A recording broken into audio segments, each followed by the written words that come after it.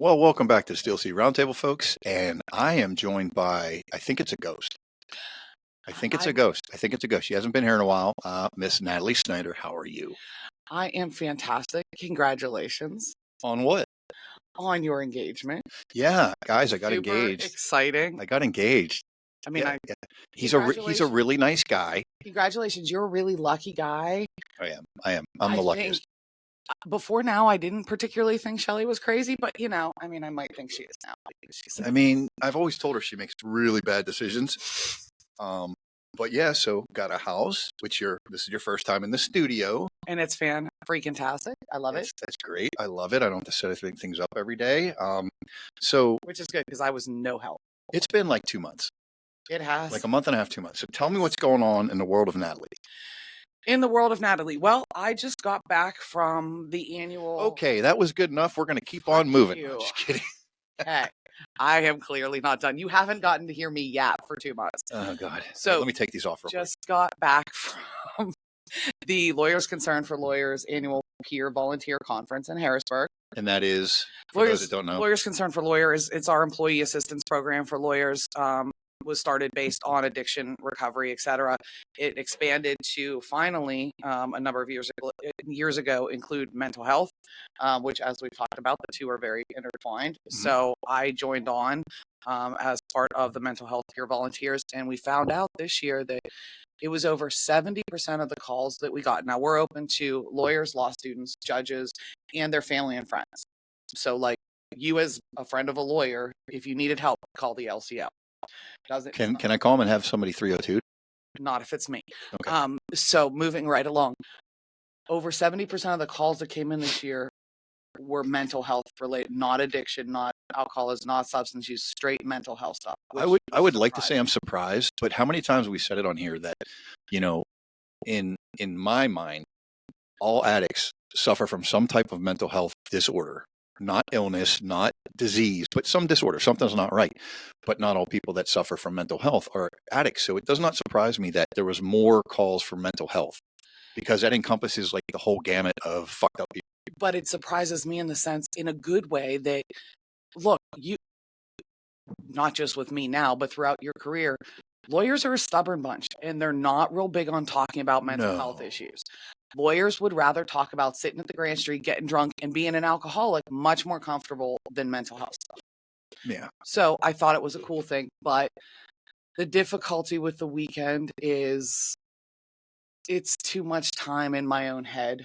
Mm-hmm. And the last presentation we had was on eating disorders, which is a part of my history and a part of me. Mm-hmm. But it was really hard, where I said, we had kind of an open discussion, and one of the things I heard myself say, didn't realize it was coming out of my mouth, was fairly recently I ate my first comfortable meal in the presence of my mom. Okay. In almost 50 years of life. And how does that feel? I kind of couldn't believe it came out of my mouth, and then it was like, oh shit, that's really true. And then it just drudged up all the shit. So it was good. It was a little too much time to think. I was away from my kids for 2 days, and though they probably enjoyed it, but we had just gotten back from our annual girls trip. So of course I was sad, sappy mom, too much time to think. But it was good. It's always a good kind of re-up of why we as the volunteers do what we do. And it gave me a chance to talk to the director and put it out there that I thought we should be more involved with the evening law students, because everybody does these presentations at law schools during the day. I was a night student. Mm-hmm. So none of these people ever came to talk to us, like, for anything. So I was like, well, I understand y'all are from Harrisburg, but I'm here and I'm happy to stay or go or do the evening, because, those are also the people that are working full time and going to school full time, usually older, usually have families. So they got a lot of shit in their heads too. So what can someone do if they want to become part of this organization, this extracurricular activity, which you don't get paid for, like it's volunteer? It is volunteer. You put your own time, your own mental health on the line every time you go to these things. I think I'm one of the few people. Most of the people that are peer volunteers have gone through LCL via their addiction or their mental health diagnosis, like gone to the LCL to get hooked up with a therapist to get help. So actively involved as like a quote unquote patient. Correct. And then at the other end of it, become volunteers. I had already kind of started. I got interested because Brian Quinn, who does their presentations at CLEs and stuff, came and started talking to lawyers about burnout, about imposter syndrome. And I was like, oh, shit. I'll tell you when you not describe me. Right. And so I was like, wait, you were. And yeah, clearly I'm interested in that stuff. So I just kind of reached out and was like, but I'm already in, like at that point, I was actively in therapy, actively trying to get my shit straight in my own, I'd started my recovery from a mental health perspective. And it was unusual, but they're like, well, if you call it here's the stuff to fill out if you qualify. And it helps because, one of the things that has become a huge proponent for me in talking to my kids and I said this at the conference was, if I didn't have ADHD, I could not do my job. I could not effectively be a criminal defense attorney because attention to detail. Well, not just that, I need to fire 100 cylinders at one time. And if I had a normal brain, I know many people do it with a normal brain. I could not. So it's, the adage of just making things superpowers instead of making them negatives. So that's in the world of Natalie. Business has been, court appointments are up, private stuff's down. And I learned that the less time I spend in court is not good for my mental health. So on the mental health thing and what was it like being away from this for a month and a half? Like, because I know if I don't film for a week, my mental health suffers a little bit. Like I start to feel lazy. I start to feel tired. Like this is therapy for me. This is like church. Like this is where I talk about anything and everything that's bothering me. So if I miss this, like I'm not the same person. It took me until I was on my way out here tonight to realize, oh, hell, I think that's one of the things that's had my head messed up for the last 6 weeks is not having this outlet, not having the connection, not having the bizarro conversations, but as part of my therapy too, like still doing CrossFit, still going to therapy, went to the LCL conference and I was like, no particular case has been terrible. And literally on my way out here, I could feel my own mood shift. And I was like, oh shit, that's what's been missing. So yes. Well, that's good. So no more long-term hiati. You were missed. As were you. So since you started with mental health, which is one of the big things we do here, I want to talk about something that is, something I'm experiencing that I really have a problem with. It's two-part. The first is unreasonable expectations. The second is dealing with people who are dishonest, narcissist, and okay with it. Basically, evil people doing evil things to other people in order to accomplish their personal goals. That they don't actually know what they are. Oh, they know what they are. Oh, okay. They know what they are. They like have a plan and they enact this plan and they chew people out and they spit them out. And, I think unreasonable expectations is directly tied into that because I'll give you the example. Like I have expectations that, if I go to Verizon, I expect that the person there is going to do their job to the fullest of their abilities. That is an unreasonable expectation. And I expect them to approach their work like I approach mine. I approach my job as if I am property of my company for 5 days a week. When I'm at work, that's what I do. I don't talk on the phone. I don't text. I don't do any of that dumb shit. I'm focused on what I'm doing and I'm doing the best I possibly can. And it's not like I get anything out of it, just personal satisfaction. And me having that unreasonable expectation that other people are going to have the same type of work ethic causes stress and really starts to take me down that path back into the depression and anxiety because like I get worked up about this shit. And you start to like, do your fucking job. You know what I mean? Like, what the fuck? Like I was at Verizon today for the third time in 3 weeks for like another hour and a half to get a fucking wireless extender for my internet because it does all day long, right? It cuts out all the time. So I'm there for another hour and a half. Just do that again. Sorry, I wanted to freeze that in my mind. But I was there for another hour and a half today and got no resolution. Again, I spent an entire work shift there in the last 3 weeks trying to get this piece of equipment that they were supposed to send to me from the get-go. So you're expecting people to do their job. And that's the thing, like, is that an unreasonable expectation? Unfortunately, in society. Or is it an unreasonable expectation to expect them to take the pride in their work that I do? Well, that's where it becomes unreasonable. Your expectation is actually that people have the same work ethic as you, take the same pride and value their employment in the same way that you do. And unfortunately, my guess is whomever you were dealing with was under our age, which I think might be where it died. Well, I'm not going to lie. The guy that I dealt with today, Matthew, you're a good dude. I'm sorry I was cursing. I'm sorry I was acting like a crazy person. Oh, but you were cool. Like you were doing everything you could to fix it. The problem is the left hand doesn't tell the right hand what it's doing. So, I make an order at 11:30 this morning to get this piece of equipment. I show up there at 4:30 and they can't find the order. It doesn't exist. Like, how is that possible? I have the confirmation on my phone. I'm showing it to the guy. Right. And he's saying, I can't find that order. It's nowhere. It's like in limbo. It went to like fairyland for fucking orders. And, my expectation was that I was going to go there and get resolution. I mean, maybe it's insanity because the first 2 times I went there, nothing happened. And I left there with nothing. Third time, we've all been told third time's a charm. But so unreasonable expectations, when is it unreasonable? When is it reasonable? Like, that's a really big concept. I think the only way that I can respond to that in my own human experience is anytime my expectation is that other people, whomever they are, whether it's personal, professional, at a store, that it becomes unreasonable anytime my expectation is that people are going to work, act, think like me. Okay, so for working definition, an unreasonable expectation is any expectation that we put on somebody else using us as a mirror. Yeah. Okay. So, I go to because it's so subjective that you can find fault with any little deviation from it. So let's stick to the work thing and the work ethic and doing your job and not acting like a total fucking idiot. If, as an attorney, criminal attorney, if you do not do your job to the best of your ability, what happens? People lose their freedom. Malpractice? On top of it, potentially, if you don't defend them to the best of your ability. Potentially with criminal, we don't face malpractice the same way civil attorneys do. We face the disciplinary board in the Supreme Court. Okay. In which they can take away your license and you can't practice. I mean, we know some guys in the city of Pittsburgh that don't want to practice. But,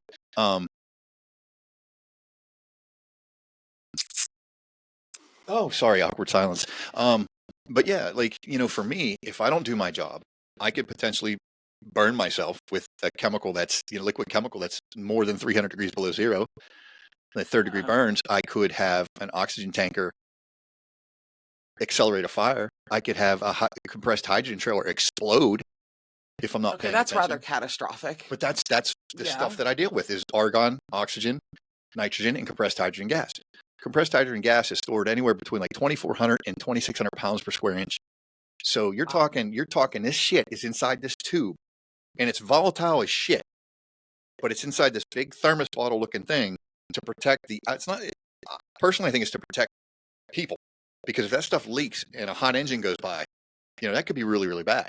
If I ever puncture one of the bottles, that could be extremely bad. Like, it's pretty much, I'm not coming back from that, so I'm not saying my job. I need one more thing in life to worry about. Hey, I'm sober now.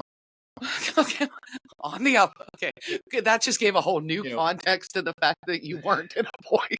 Yeah, no shit, right? Oh, so my job is no more difficult. It's no more dangerous than anybody else's job. But because I deal with the things I deal with, it only makes sense to be OCD and to take everything seriously. Because if I slack off for a minute and I fall asleep at the wheel, like, it's bad news. Okay, but let's contrast that. We know what the ramifications are for me if I don't do my job. We know what the ramifications. We just I could kill somebody. Okay, including myself. So what are the ramifications for dudes slacking off at Verizon? Nothing. I mean, honestly, there is no ramification except maybe getting talked to. Or having a pissed off customer who I guarantee you at a point, not saying this guy today, but for anybody, all they're hearing at that point is want, want, want, want, because they've gotten yelled at so many times. So what they don't have, again, back to something we've talked about 1,000 times, they don't have the same consequences. So therefore they don't have the same quote unquote incentive. I kind of think that the attitude and the work ethic is generational. I'm 51. So, born in the 70s. Grew up in the 80s and the 90s where you just worked your ass off, and there wasn't this entitlement. There wasn't this like, oh, I want my 75th place trophy for showing up and sitting on a bench, or, oh my God, I showed up today. Like, look at me, or I graduated from college and I should have a $100,000 a year job right out of the gate. You and I both had to pound and dig and scratch and do everything we could to succeed. And by succeed, I don't mean be rich, be wealthy. I mean, but to be happy with where we are in our careers. Correct. To be comfortable with what we're doing and comfortable with the level we're doing it at. Like, you're an awesome attorney. It's just a fact. But like, it takes a matter of also in personal growth, being comfortable with who you are, because there was a time and a place where, I mean, I can say to you now, am I the best attorney? No. Are there attorneys far better than me? No. Am I good at what I do? Yes, I am. But there was a point where, because I wasn't comfortable with me as a human, that I would not have been able to say the same things. And I think, yes, I think work ethic and certain things are generational, but I also, and I talk about this all the time, I see the same thing. One of the places that I see it, and I won't go on a soapbox about city cops right now, I'll save that for a minute, is with some of the judges that I see. A lot of the judges that I see. There's one, we're down to one in particular. There used to be two, but Judge Bickett passed away. So many judges are so freaking miserable. What is so damn hard? You make a decent living. You have benefits. You have a pension. You have da-da-da-da-da-da-da-da. You get to call the shots. You get to come in whenever essentially you want, and you take advantage of that, and you're miserable. And then you have someone like Judge Caulfield, who will openly say, I am the luckiest man in the world to have this job. It is such a blessing. It is so awesome. It is challenging. It is, it's a lot of pressure knowing I have people's freedom up to me. I can make those decisions. But, and he will say this to anybody that will listen. He also happens to be someone I've known for a long time, but has some appreciation, for his position. And that means the world, because it also goes into how he makes decisions. But that's true in any workplace. Down at municipal court, when you were on the job, was Alice still there? Mm-hmm. Okay. Angry Alice. Yes, with a smiley face tattoo on her hand. Yeah, and was the most miserable person I ever met, next to, what was her name? The Pittsburgh City Court liaison for the police Teresa. department. Teresa was cool. Teresa Sugar was awesome. What was her sergeant? Remember? I know who you're talking about. I'm talking about. Total fucking waste. Was it Bassano? Yes. Totally useless. Most useless person I've ever met in my life. What I don't understand about Alice is, if you don't like people and you don't like working with people, don't work with people. Don't work with people. People continue to do this. Like, if you have there's one of your unreasonable expectations. Well, okay. If you're antisocial, go work at McDonald's. Wait, I think I have the absolute answer to what the most prevalent unrealistic expectation is. Common sense. Yeah, I mean, we're all born with it, right? I'm not so sure. I mean, we're all born with it. We just choose whether or not we're I'm not so sure. I mean, I'm not the most commonsensical person there is. I mean, I drank for 30-some years, and I wanted to kill myself, and I made a whole bunch of bad decisions, and, But it was still in there somewhere. But, I mean, if we're expecting people to logically say, oh, I hate people, maybe I should not work with people, I think that's kind of bizarre. And, in all of this, there's the work ethic problem, but there is the entitlement. And everybody says, well, it started with the participation trophies. No, participation trophies are bullshit.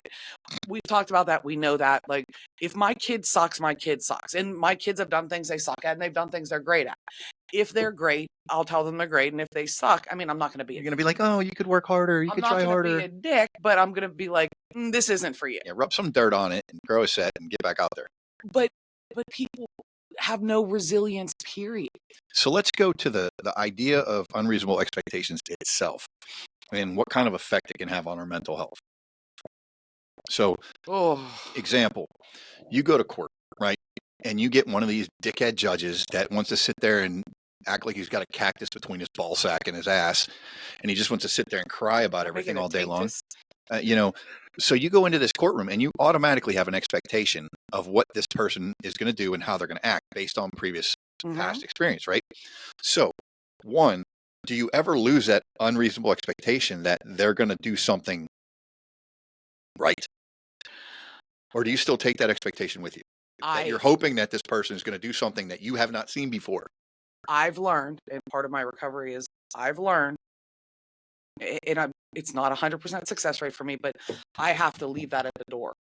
Because otherwise, the effect it has on my mental health is it sends my anxiety through the roof, which means I can no longer effectively do my job because I'm a big panicked, shaky voice, can't think straight person. So we both agree that if you have an unreasonable expectation and it is not met, It is very, very destructive of Oh. our mental health. Absolutely. So you said your anxiety goes up, but what, like, talk about it, like, specifically, what goes through, like, when I have one, I start sweating, my heart rate starts going, I start getting angry, I want to choke people. Like, I immediately go to anger. Okay. Immediately go to anger. And I think that's a kind of typical place for it to go. For me, whenever it is that my anxiety goes up, I can literally look down and see my chest pounding. So there's a physical reaction. Yes. Number one, there's a physical reaction. Physical reaction. My hands always shake, but it's worse. Mhm. And it's twice as bad when you're standing in front of people and you're a pen holder. You're just sitting there like Because then either I'm a newbie and nervous, or I have Parkinson's, or I'm a drunk that needs Michael J. Fox, we support you in your fight. This is not a dig. No, it's not, but it's none of these things. And then the harder you try to, the worse it gets. The worse it gets. So then I now have to speak out loud and logically and make an argument when I can't even literally see straight at this point. So how do you approach the leaving it at the door? Like, how do you get to that point? Like, from when you leave your house to when you get to the courthouse and you're like, I got this asshole today. Now I got to fucking be prepared to be profoundly confused by the stupidity of this judge and go through and do your job to the best of your ability. Take some time. I mean, we got time. It means I don't sleep the night before because I have to process the entire proceeding repeatedly. So you literally have to, like, play it out in your mind what kind of dumb shit's going to happen to be ready for it. And yes, and cover every aspect. And the more times it plays through, the more numb you get to it. So not only does your physical health suffer, you get more stress, you get more anxious. Do you see the things that you see from us when we're in a mental health dilemma, like the isolation, like you want to be left alone while you're dealing with it, or like you don't want to talk to anybody, like you completely put yourself in a shell? I do. The only less damaging part about as it pertains to work in court, not personal stuff, is it's at night, it's late. So I'm already isolated. So I don't have to then feel the guilt of isolating myself from my family because everybody's in bed. So I'm just there in my own little brain torture chamber for the next 5-6 hours while this all happens. The hard part is then you got to go put your game face on.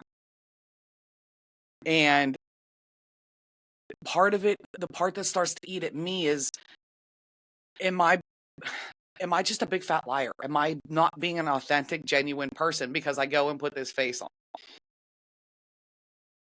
But I can't walk in there like a bumbling, fumbling buffoon. I mean, we all have these split personalities. We all have this side that we turn to sometimes that we have to use. I'd say the same for cops. Nobody thinks we're human. I know. Nobody thinks, like, they don't understand that it's compounded, I think, for the women, though there's like 2 of us that are criminal defense attorneys. But like pre-COVID, during COVID, we got acknowledged as humans, okay, because everybody was at home. Pre-COVID, if your kid was sick, you're fucked because they don't care. They don't care. And it's not like my client who may go to jail or may, they were typically perfectly understanding. They may not be thrilled, but understanding. The judges are like, figure it out. Well, not all of us have the same. Oh my God, and technical bullshit every day of my life. Well, it's the nature of the beast. Unrealistic expectations. Unrealistic bullshit. But it's in compartmentalizing is not my strong suit. So leaving it at the door is quite a struggle. Hey, we're back up again. Yeah, I mean, it's, Well, I'm curious for you, like days like today, where you get to that point and your anger starts to come out. How do you get yourself back down? I don't. I really don't. Does it just peter out? I have to vent and I have to piss and moan like a 4-year-old. I have to get it off my chest. And that's one of the reasons why I brought this up today. Because, like, granted, I had like 1,000 milligrams of caffeine, so I'm fucking crazy. But, like, I literally want to punch everyone that works at Verizon, except for Matthew, in the fucking face. Because I just don't see how a multi-trillion-dollar company can't get a single order right 3 times. And that's an added You know? frustration. I guess my curiosity to you is, okay, you still want to punch people in the face until you vent it out and want to. Does your anxiety level stay here? No, like my that anxiety's comes down? fine. Okay. My anxiety goes down pretty quick. It's the rage, the just blinding rage takes over. And the anxiety doesn't even come into the equation. So it's just to straight to manage my anger. anxiety, I need the blinding rage. No. No, really, I'd like No. Murderous rage is not good at any not a time. good look for not a good look. But like, I make shitty jokes. I fucking swear a lot, and I say fucked up things in the thing. Like, guy walked in, I was like, "Hey, dude, you might want to go to T-Mobile because this place fucking sucks." You know, I mean, it's who I am. You know, I can't separate my emotions from my thoughts sometimes. And I think that's a product of my mental health and my alcoholism. I just can't separate separate the behaviors from the emotions. So if I get emotional, a behavior comes out and I have to see that behavior is happening and then I have to stop it. So when I get that blinding rage, I got to sit down and like go, okay, shut up, just shut up. Just this is not that big a deal, but I'm not perfect. And I haven't gotten to that point yet in my recovery where I can do that like that. Like, it takes me time to bring myself down and separate the emotion from the behavior. You know, like CBT, cognitive behavioral therapy, they have this thing called catch it, check it, change it. You know, you have this emotion that's tied to a thought and a feeling. So you and I get in an argument, I'll be like, oh fuck, are we going to talk? Like, oh, this sucks. Oh, I'm going to get like depressed. I'm going to get nervous. I'm going to get anxious.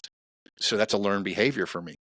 So as soon as that argument happens, I immediately attach myself back to that emotion that's been learned and taught to myself from years and years and years of behavior. That's where you stay. So if I don't catch it and realize it's happening, if I don't check it and say, hey, this is old shit, man, you can't do this shit, and then I have to reframe it and change it. So instead of me going, oh my God, she hates me, I'm too hard on her, blah, blah, fucking blah, she's going to call me a whine. It's okay, we'll talk later. It'll be okay. Like, we're friends. We're not going to stop talking because of this. We may just be mad at each other for a little bit. I have to do it with my girlfriend all the time. Oh, sorry, fiance all the time. I say fucked up shit and I upset her. And then she gets mad at me and then we leave each other alone. And 20 minutes later, we're both apologizing because we both know we're wrong. Well, actually, I know she's wrong because if she's right, that means I'm wrong. And that never happens. Can't have that. That can't happen. But no, just kidding. We have a relationship where, you know, today we had a big argument this morning. Like, she left sad and was upset with me, and I was a total asshole this morning. And, you know, halfway through my round of golf with my buddy Nick, she's like, I'm sorry. I'm like, I'm sorry too. Like, you know, I'm sorry I was a dick this morning. But Mike, okay, now on that, and feel free to, as usual, not answer if you want, but does it stop at I'm sorry, or is there ever, like, not necessarily today, but when there are arguments, is there ever substantial conversation about what happened? We have never had an argument over a serious issue. Okay. It's over dumb shit. Like, the simplest fucking shit is the biggest fucking argument because we don't have a lot of problems. Like, we're a great team. We're a great partnership. Like, we do everything for each other. Like, I very rarely do anything on my days off that doesn't include her because I don't see her during the week that much. So I want to spend time with her. And I don't want to spend time arguing. So you're not having those catastrophic fights. Yeah, we don't have catastrophic. We also have a lot of conversations about all the serious shit that could get in the way. So we're actually like spearheading what could be potential issues. Yeah, we communicate. Wow, how about this is where I need to have the bouncy ball. Communicate. It's the biggest thing. We can solve everything with talking. And that's so true. And otherwise, like resentment build, we avoid so many fights just by talking ahead of time. Which I think is a much better path to avoid. Like, I'm not one of those people. I don't care how great makeup sex is. I'd rather skip a fight. It can't really be makeup sex. You're not going to skip every fight. You gotta have angry sex once in a while. You gotta you gotta put a bruise on an ass once in a while. I mean, you have to. Oh, that was 100 lifetimes ago. But have that be over dumb shit. Hit me harder, Nancy Dick. Why do I come here? Why do I do this to myself? Oh, right, it's my therapy. Because of this. Because you can't live without this. All right, so we've stuck in the Verizon rabbit hole for a little while. Yeah. Let's backtrack a little bit to the other stuff you wanted to bring up. Dishonesty, narcissism. Yes, people that are willingly and knowingly, intelligently and voluntarily, treating people like shit to get them to do something they want. And then the minute they aren't accomplishing that goal that they want, they just kick them to the curb. So an example would be like a relationship, like say friendship or significant other. You meet somebody, so we're gonna call the person that is the actor A for asshole. Okay. And the person that is not the asshole is gonna be Z. A and Z, total ends of the opposites, right? Total different sides of the polar opposites, right? So A will sit there and meet somebody and reel them in and do everything cue that they get from this person they meet, they will act on in order to get this person to like them. Okay. Knowingly. Intelligently. Yes. Maybe not voluntarily on Z's part. Not on Z's part.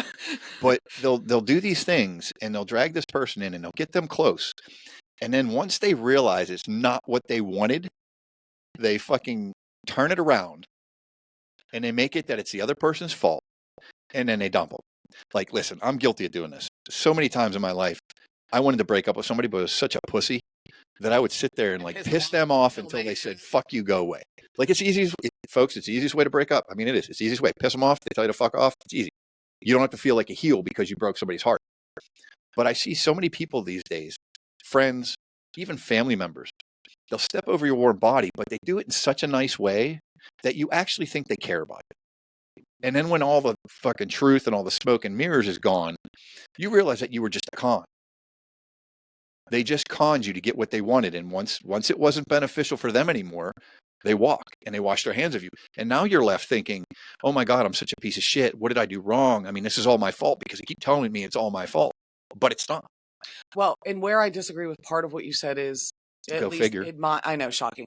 In my experience and life experiences, that is just to me, I'm going to assume that A is a woman.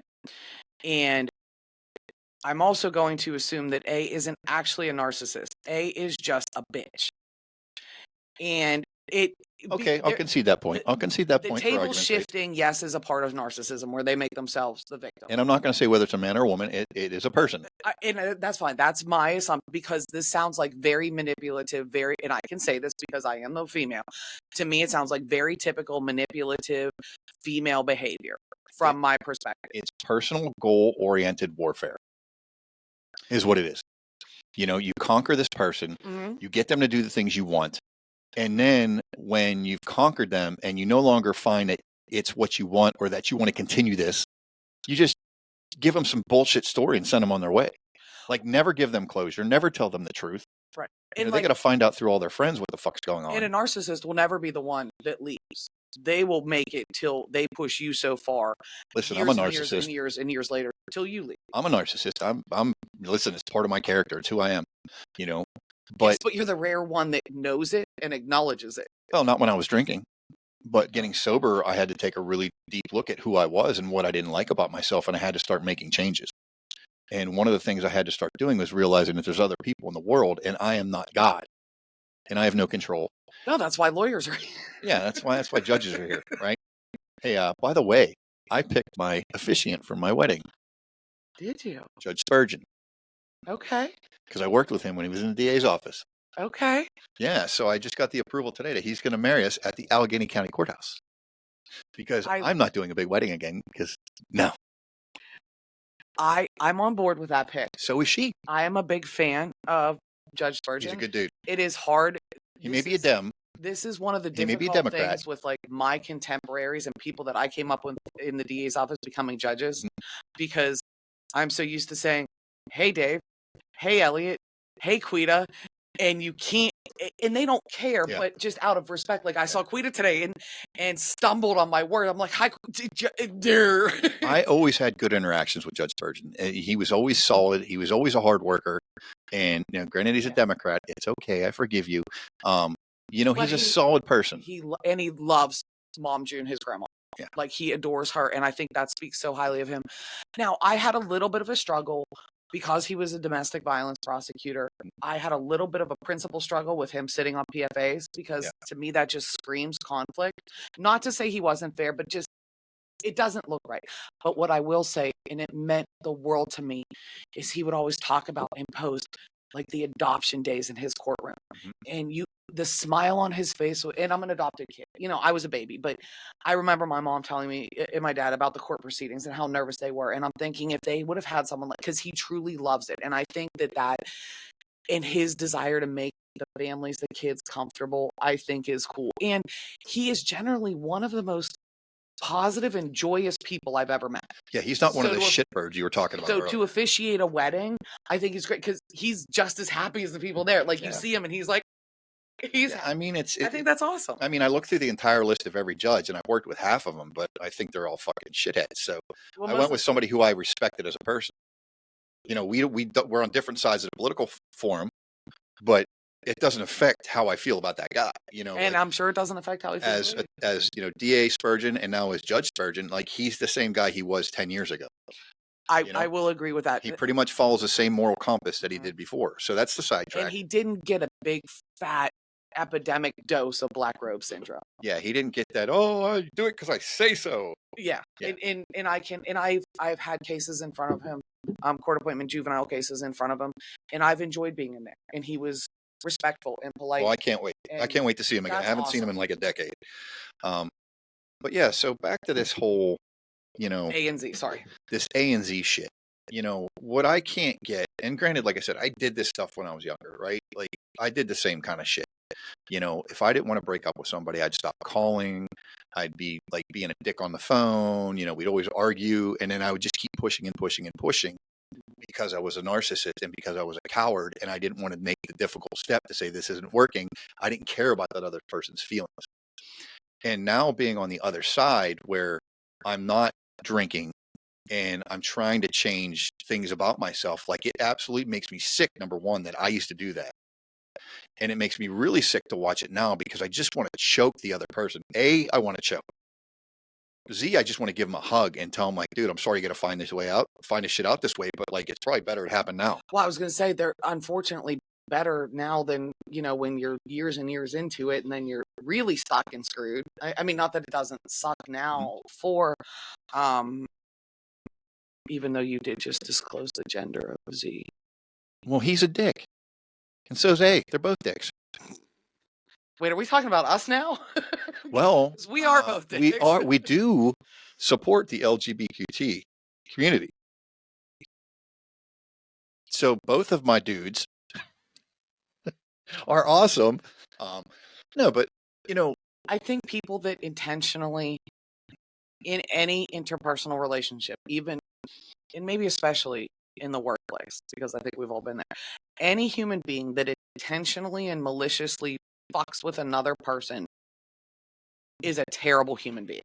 Yeah, I mean, it's basic humankind. I mean, to intentionally, because no one above the age of 2 can say, oh, I didn't think it would hurt them, or I didn't think doing this. I mean, and especially in a situation where you've been repeatedly told, when you do X, it hurts me. So the first time you can say, it wasn't intentional, I didn't mean it. Okay, fair enough, we're all human. After that, and okay, I'm a bitch, you get one shot and that's it. But after that, when I'm on like the 5th time of saying, when you do X, it hurts me, you're now making an intentional decision to hurt me.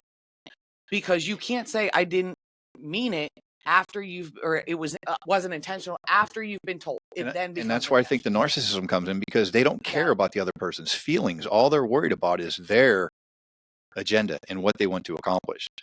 You know, I agree with that. And with mental health the way it is in this country, where there's probably 70% of everybody out there has some type of mental health. Like I would say that's a low number, but you know, I'm not a statistician and I don't like numbers. 1 and 1 is 11. Fuck it. Big word for I know. I had to look it up before we did this today. I get the asshole word today. Now, imagine if you're that A person and you're doing this to Z, and Z has a history of mental health struggles, and you know that they have a history of mental health, and you're still doing this shit. You are just you're just an evil human being. That's just evil. Like you ride co-pilot with the devil is what you do. You ride co-pilot with the devil, you know, and, you know, watching these things, and I've seen it numerous times since I got sober. Like I've seen people just using people left and right. And once again, I am not above it. I've done it. I'm a horrible human being for the things that I have done, but I'm trying to change and do things better. And I just looking on it now, it makes me so sick to my stomach to watch this shit happen and have a front row seat to watch it happen and be like, and you're adults, man, you make your choices. Well, and I think that that's something for people with personalities like ours, and given what we've chosen to do throughout our lives, that we're powerless to stop it. Yeah, I mean, it's And it's not your, and I guess that's another thing is it's like, when do we have to get involved as friends or family members or coworkers? Like, is there a time for us to get involved? I mean, like, my philosophy is you're an adult, you're making your own decisions, you're seeing the same shit I'm seeing, but you choose to do this. So that ultimately is your responsibility to figure this shit out.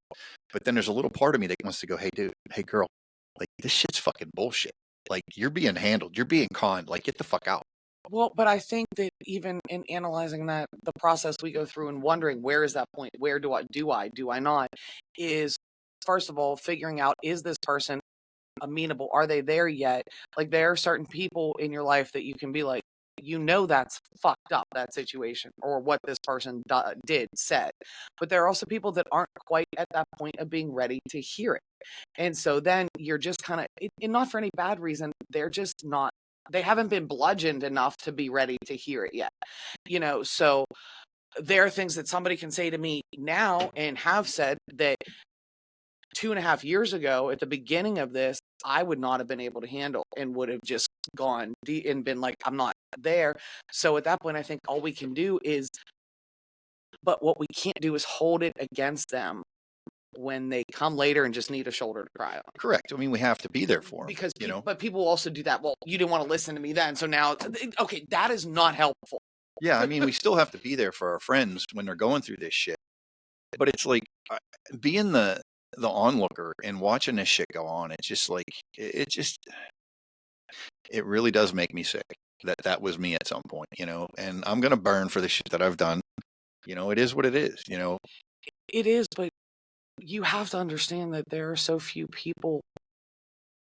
Even, I spent a weekend with a bunch of people in recovery, and a lot of them have been in recovery for decades and still haven't quite gotten that atonement piece quite right.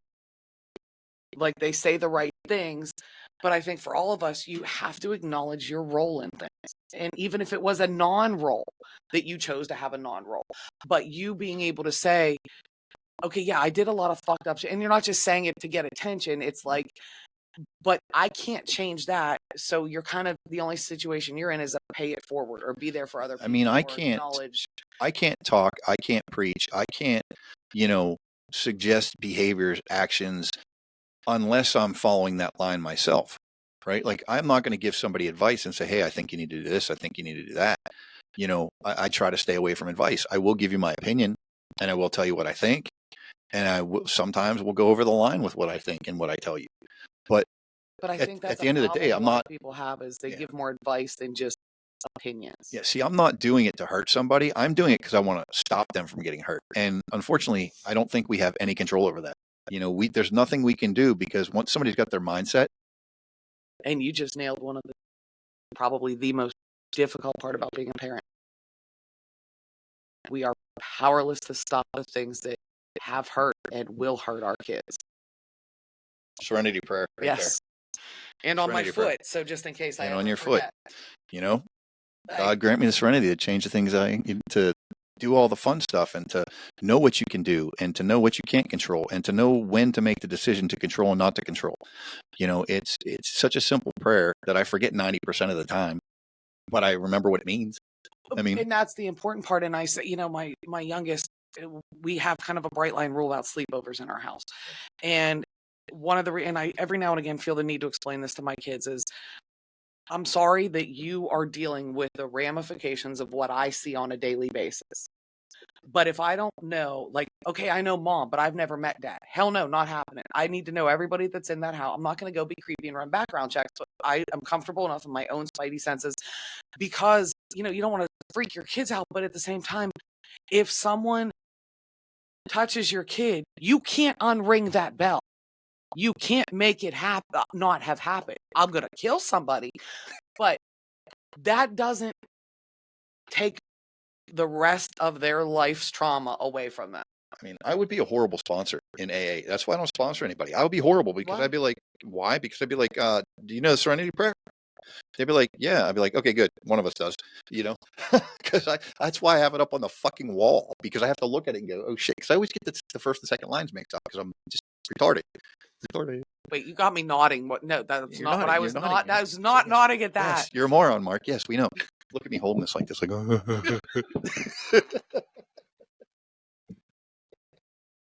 And this is why we come here. Yeah, canceled. But somebody needs to put a leash on. So let's bring this thing around, right? Like, so we talked about unreasonable expectations. We talked about narcissist assholes treating people like shit. The mental health aspect of this is so severe, with having unreasonable expectations and being conned by a narcissist. Like, the commonality is that it destroys our mental health. So how do we combat these things? How do we not so much the expectation, but we've already said that there's not much we can do for people that we know that are going through these things. But what do you think we can do as humans to make sure that we're not that person? The A person. The Z person, they're suffering. It's not their fault. The A person. I think by even wondering and asking the question, what can we do to not be the A person, is the answer right there, because A is not wondering what they can do to be a better person. I think we have to be extremely self-aware. Yes. I think that's the biggest thing that a lot of us get hung up on, is we think we're self-aware, but we're not. We tell ourselves the same lies we tell other people, and we start to believe our own shit. Oh, yeah. So I think being self-aware, painful in being self-aware. Being humble enough to admit that you're a piece of shit sometimes is okay. Yes, but being totally and seeing and having to acknowledge, I'm choosing X, Y, or Z. I know it's a terrible choice. I know what it's going to do to me. I have my reasons for choosing it, but I'm still choosing it, can be a very painful thing. And I think that learning, because some of us are on the other end of things, which is we're the over apologizers. We're the always wrongers. We're the mea culpas. We're not the people that make ourselves martyrs, but we'd sooner hurt us than fear hurting someone else. Well, that's not any better for your damn mental health. Let me be the first to tell you that's what got me in this situation. Yeah, I mean, in what messed up my head. So I think that self-awareness, but the other thing is, everybody can say, meet people where they are. I think that's great. I think it's necessary. But I think we also have to meet ourselves where we are. See, my last relationship before I went to rehab, I was that guy. I was that narcissist, always blaming things on other people, always, Were you a one-upper too? No, I'm not really a one-upper, because I really got nothing to talk about like in that. I'm no better than anybody else. I was always cocky, but that was part of my narcissism. Like, it was, the world revolved around me and what I needed. I was dating a girl with 2 kids, and they were great kids, and no bullshit. I was in that 1.5 years too long, because the youngest, I fell in love with her. Like, she was a great kid. And the oldest one is she's going to be such a great adult, but I stuck around even when things were bad. Like, when the affection left, we no longer held hands. Like, when we saw each other, we argued almost every time. I was drinking every time I went to see her. Like, I was a giant piece of shit. Like, I mean, like, shit emoji times 1,000 and pile a shit truck on top of it. And then you're almost to where I was, and when it ended, and she started dating someone pretty quickly after we broke up, like, I was broken about it. But, like, I look back on it, like, why was I broken? Like, we didn't get along anymore. Like, it wasn't a relationship anymore. Well, because it was all about you. Well, it was all about me. And she didn't know how much I was drinking. Like, nobody knew. I didn't let that side out. I mean, we'd go out to dinner and I'd be ripping a bottle of Jack Daniels down like it was fucking water. And then let's go somewhere else. Let's go drink when we get home. Like nobody noticed? She would have a drink ready for me every time I got home from work. When I would go stay, she would make me a drink every day. And now, granted, do I think at some point she had to know that I had a problem? I mean, maybe. If she was really paying attention to my behavior and the change that I went through in the course of that 2.5 years, where I went from being one person to being another person, but I don't blame her for that. It's not her fault. This was a bad relationship. We never should have been in it together. We just weren't right for each other. And, it's the narcissism told me that if I stay long enough, things are going to work out the way I want them to. And that's just a fucking ridiculous thought, because I had no control.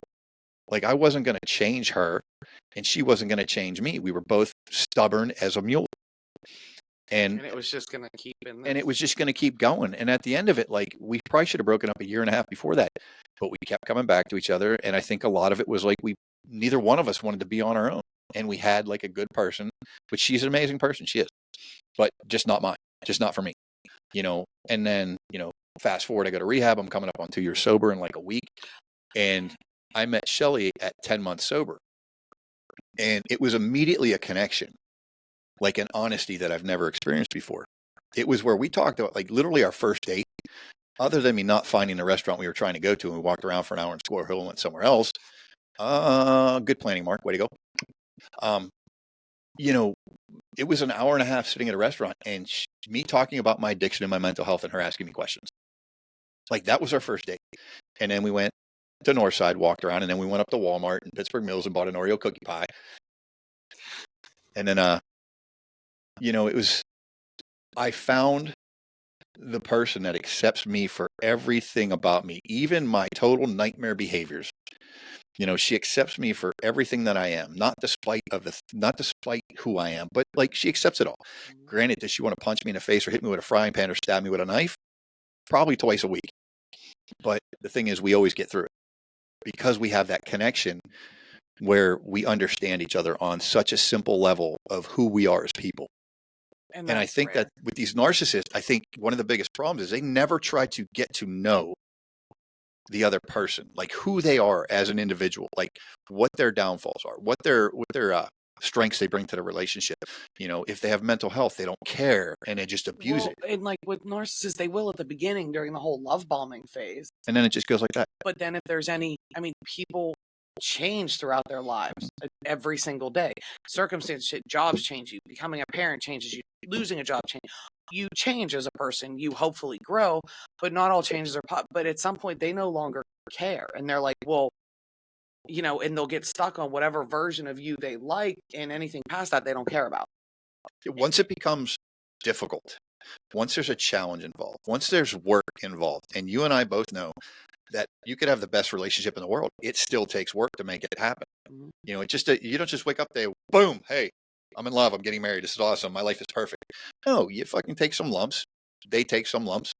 And it's metaphorically, please, metaphorically. To continue the work. Like, yes. You don't just stop working at a point or it falls apart. Yeah, we've been together over a year and we have never had a serious fight about anything other than dumb shit.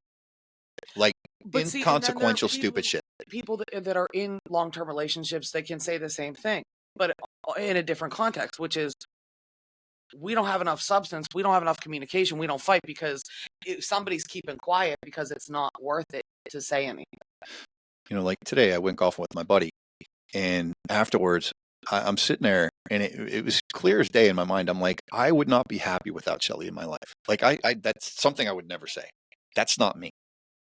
That's not how I talk. Like, no. Like, it is you now. But one of the things I'm changing is the fact that I realize that she is the one and we are meant to be together, not by kismet or by destiny, but we've both been through a bunch of shit and we're both giant red flags. But you know what red and red makes? Bright red. Fun in the bedroom. God. Oh. But no, I mean, it's like, that big red flag. The corny stuff people say. She makes me want to be a better person. She makes me happy. Like, nobody's going to make me happy. But see, someone that's still like a hardcore in the throes of their narcissism, don't any desire of someone to try to make them better or grow with them is a personal attack. Yeah. Instead of an acceptance of, one of the things that I like about coming here and spending time with you and getting to know you is you make me want to be a better person. you make me want to. Look, I'm not a sappy person, so shut up. You're killing me. But like, I think. And every day that I don't murder you, I'm a better person than I was the day before. Oh, I almost teared up there. But I mean, but it's serious. Like anybody around us, What the fucking thing? in having, and I look at it as an expanded thing where, you should always want to be better than you were yesterday for yourself, for the people around you. And technical fucking difficulties again. Okay, I'm listening to you. Airplay. Well, no, I know, but Pigeon, I got derailed. The ADHD took over. But I mean, I think that the problem is a narcissist does not want to change or improve, and anybody saying anything to them is just a complete attack where it's like, you being a better person has no direct effect on me. It doesn't make me any better. No, but it allows you to get to know me because I'm willing to be open and talk about the things that I've done and who I'm trying to be. But that's so like you do directly get something, but you're right. It does not change your characteristics and who you are as a person. Exactly. And saying to my kids, my biggest dream for my girls is, aside from them using their powers for good and not to lead a prison gang someday, but I want them to be, you've met them, either is a possibility. I want them to be everything 1,000 times better than me. Not so that I can be that parent to be like, my kid got a scholarship, my kid's going here, my kid. No, because I want them to blow me out of the water. And just because I want them to have everything that life has to offer. And you ever notice these people that do these things, these A people, they find the people that already are questionable mentally. They already have an issue, right? So they may have a self-esteem issue, or they may have a trust issue or something. And it's literally like blood in the water for a shark. They sense that, and they go in and they put their teeth into them, and they fucking just rip them apart from the inside out. Yes. And the worst thing for them is if that person decides to fix themselves. Yeah, because then guess what's going to fall apart? I think one of the big things, as humans and as, just people that want to do good things, I'm going to say this. I think if you're out there and you're looking for the right person and you're struggling to find the right person, that's because the people you're getting aren't the right people. Like, it shouldn't be a struggle to become affectionate and to connect and to trust each other and to put your faith in and trust that somebody's going to be there for you. That shouldn't be the difficult part. If you don't have those things and you're fighting every day to like manifest these things, it's probably not a good situation to be in. The work comes when you don't get along. Like, the foundation is built. If you have a good relationship, I feel that you build a good foundation, and then all the stuff around it is like the decorations, like putting a painting up on the wall. Like, that's something you're going to argue about because whatever, you don't agree. But they're not serious arguments, and they're not relationship threatening arguments. And this is where, once again, the unreasonable expectations come in, because just because I show you this type of affection, I want it back. And sometimes that can be unreasonable too, because depending on the personality you're dealing with, they may be incapable of that, or they may be a narcissist, or they might just be a horrible fucking human being. Or they could be all of the above, and I think that as long as each person genuinely can look at themselves and like, I want to make the people around me better people. I want them to make me a better person. But in order to do that, for me, I have to be willing, despite having been shot down in the past and despite being told to, take my opinions and shove them. And, right now, as my mental health recovery has progressed, I have what I call my mighty cavalry. And I have a group of people around me, because I don't play well with other women or guys that I've been friends with for 150 years since I started practicing, that I finally told what was going on with me for all these years. And they were all like, what? And some were real pissed at me. Like, why didn't you tell me? I would have been. And also, wait a minute, you didn't think enough of me. And that's something that hit hard, was like, I had a couple of friends that are very near and dear to me that were like, you didn't trust me enough to tell me, and having to explain why or what, or, in the dredges of where I was. but knowing that you have these people around you, and I love my people in my cavalry that are like, love me, like you said, and care about me it's not it doesn't matter what gender they are. It's not a romantic connection with any of them. I mean, they're my friends. One of them happens to be my ex, who's one of my best friends in the world. I'm actually going to be one of his groomsmen in his wedding. Congratulations. Thank you. And I cried, and I'm going to cry again. And I'm not going to cry because I want him back, because I don't. We would have been that couple. We never should have been together. Love him dearly. Kelly's the best thing that ever happened to him, and she can have him. But I will cry because finally, and he's going to be like 52 when he finally gets married. Oh, whoa. I'm just saying. 51. You're not there yet. I am there yet. I'm 51. I know, but you're not married yet. So, I mean, she could still run away. I don't know. Were you listening to our conversation? Yes. Anyway, no, I was not. But having people that you're willing to be that exposed with is difficult, and it's hard to say. I'll never forget the first time I went to the LCL conference, running into someone I knew who had an addiction problem, who looks at me and was like, "What are you doing here?" And they're like, "Are you a drunk? Are you an addict?" And I looked at them, and I think my first public step was at this, and I was like, "No, I'm just batshit crazy." Well, and had yes. at that point was verging on an absolute mental breakdown. But to be able to say it, yeah, okay, I'm sarcastic, but it was like, oh, but it's the people that, yeah, love you, scars, warts, and all, and not in spite of it, but love those aspects of you too, because they make you. I think is what it all comes. You got to like the whole person.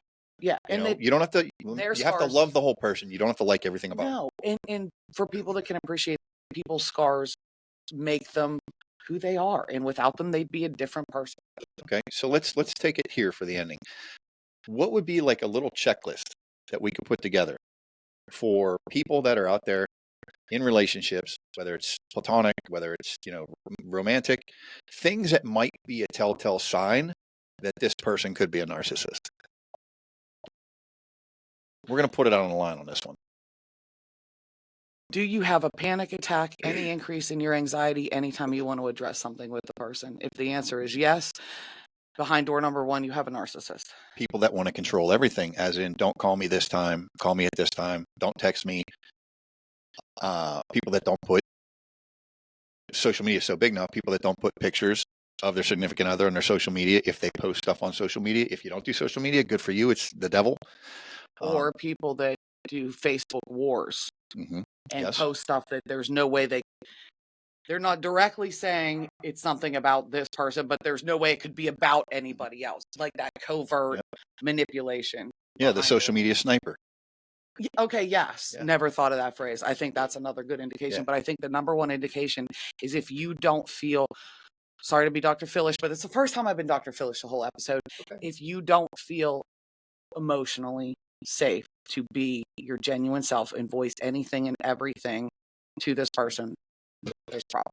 If the person you're with always turns a discussion or an argument about themselves and about what you're doing wrong. Oh, that's another, okay. Because nobody is perfect. We all make mistakes in relationships. So when you're voicing X has hurt me and they suddenly become a victim in the story, and it's like, yes, it just happened. You're doing this and it's affecting me this way, and I think you need to do this, and I think you need to do this. But meanwhile, it's a we thing. Okay. So like we said, I don't think there's any we thing in narcissism land. No, exactly. But the good ones can fake it. Oh, very true. The good ones can fake it. They, like I said, they can throw that line out. They can reel you in by picking off your weaknesses, taking advantage of them, and then turning them against you when you're weak, when you're suffering. They can turn them against you. And anyone in your circle that does not have a positive response to your own improvements, mental improvements, educational improvements, job insert any kind of to you becoming better, they somehow think that's taking water away from their grass. Okay. If every time you talk to your Z person, they're talking badly or questioning the A person. So they're always constantly not happy, and they're constantly, so if I'm with someone and I think they're mistreating me, every conversation we have is negative about that person. There's never a positive. I think that's a huge sign. If you have nothing nice to say, or if you feel like, you're struggling in this relationship, you should never struggle in a good relationship. You should have to work. But I think a struggle is a negative thing. If you're struggling, or if one person is always sacrificing, not compromising, but sacrificing, relationships take compromise. It shouldn't be one person always giving in. So if you're that person always giving in, there might be an issue. And we are not doctors.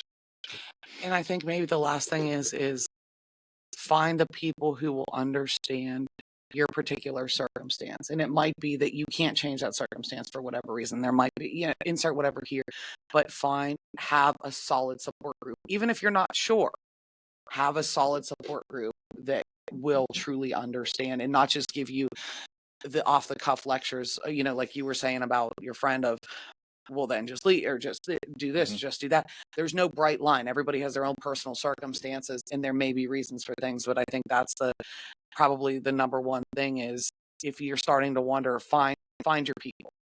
And I'm going to say this last thing on it. If your mental health is suffering as a direct result of your relationship with this person, that's not good.